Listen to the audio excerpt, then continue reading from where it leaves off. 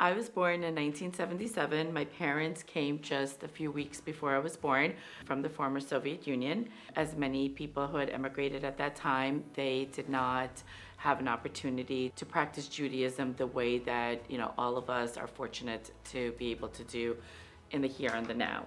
So it was always very important for my parents that their children not only got a great education, but that they got a great Jewish education.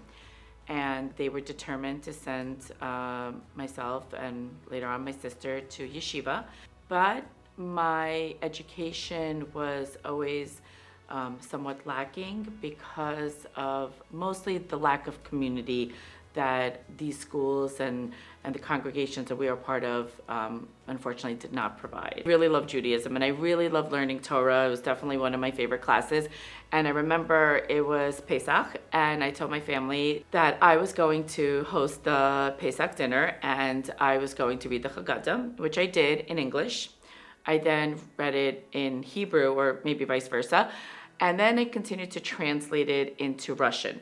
So needless to say, the first time that my family took a bite of food was probably around midnight. And I was banned from ever hosting Pesach again. So I believe that I met Rivki at a challah bake. At that time, to be quite honest, I was part of another congregation. I was even a Hebrew teacher there at the time. But I felt that there was always something missing. It really was not the right place for my family and I. And so I attended this challah bake that I was invited through a friend who had already met the rabbi and Rivki and started participating, and it was amazing.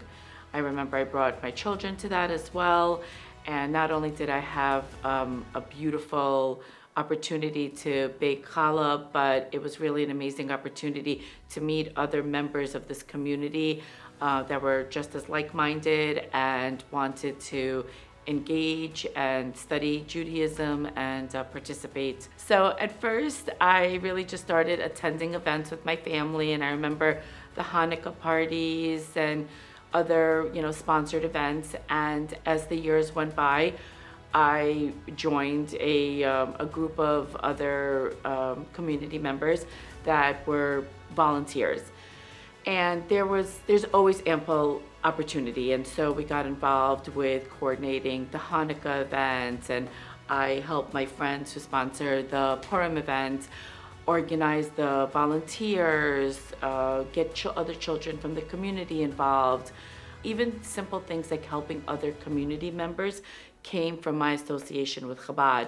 I remember having to take an elderly gentleman who was a Holocaust survivor to a doctor's appointment. And I know that that doesn't necessarily have anything to do with the Chabad House, but it was through this affiliation and through other fellow volunteers that I was able to help others in the community.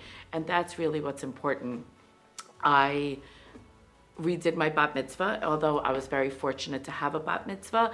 As I grew older, I joined a group of women from the community that wanted to be bat mitzvah, and so we studied Torah with Rivki and learned and had a ceremony, which was very special to me. Another thing was Rivki studied with my two daughters and my niece for their bat mitzvah and got them ready, and helped me organize the most special ceremony right here at the Chabad House in the Sukkah, and that was truly incredible. So there's always opportunities. I know that, when Rabbi and Rivki call, people come running, and I really feel fortunate to be part of that group that has continued to sponsor, donate, volunteer, help in any way that I can. So I really urge, all the community members here and the younger generations to get involved, to volunteer, to sponsor, to donate, to contribute to the incredible building campaign that we have going on right now, because that new Chabad House is not a structure. It's a home. It's a home away from home for many members of this community.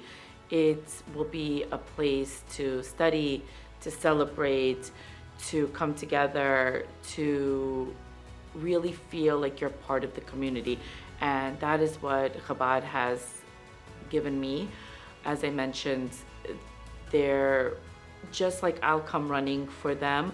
Rabbi and Rifki have always been there for my family, and that is something that I will never forget. I am so grateful and appreciative to them, and I'm so grateful and appreciative for everything that they continue to do for our community.